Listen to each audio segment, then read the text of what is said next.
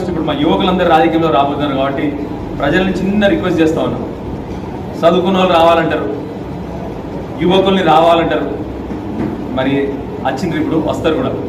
మరి సహాయము వాళ్ళకి సపోర్ట్ చేయాల్సిన బాధ్యత ప్రజల మీద ఉంది. ఎవడో డబ్బులు నుండి వచ్చి మళ్ళీ ఓట్లు కొనుక్కపోతే మరి యువకులకు స్థానం దొరకదు, చదువుకున్నోడికి స్థానం దొరకదు. ఎందుకంటే యువకులకి డబ్బులు ఉండవు ఇట్లా వాళ్ళ గారికి. ఇప్పుడే పాపం చదువుకున్నారు, పాస్ అయినారు, ఇప్పుడే చిన్న చిన్న ఉద్యోగాలు చేస్తారు కాబట్టి వాళ్ళకి అవకాశం ఇవ్వాలంటే ప్రజలు మీకు ఎవరికి ఓటు కనబడదు. ప్రజల్ని దయచేసి రిక్వెస్ట్ చేస్తా ఉన్నా, మంచి యువకులకు, మంచి ఆలోచన పరులకు, విద్యావేత్తలకు ఇలాంటి అందరికీ అవకాశాలు ఇవ్వాలని చెప్పి ప్రజలు కూడా కోరుతా ఉన్నాను. మళ్ళీ ఒకసారి మీ అందరికీ 100కు 100% బీఆర్ఎస్ ప్రభుత్వం భవిష్యత్తులో తప్పకుండా వచ్చేసారి 100కు 100% అలా ఆలోచన లేదు. ఎందుకు కూడా చెప్తాం మీ అందరికీ. మనం 2 ఎలక్షన్లు ఆంధ్రప్రదేశ్లో ఎలక్షన్ చూసిన మీరు, ఒకటే